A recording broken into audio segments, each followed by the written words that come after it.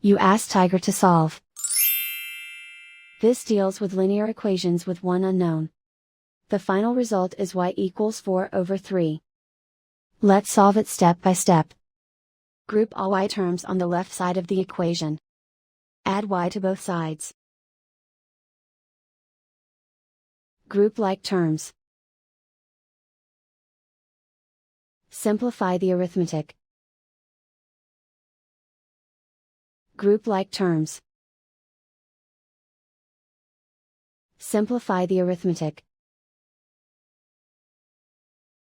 Group all constants on the right side of the equation.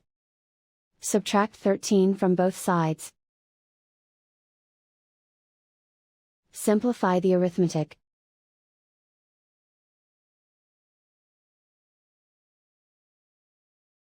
Isolate the y.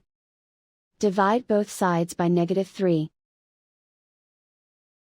Cancel out the negatives.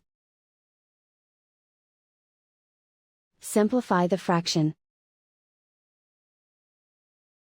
Cancel out the negatives.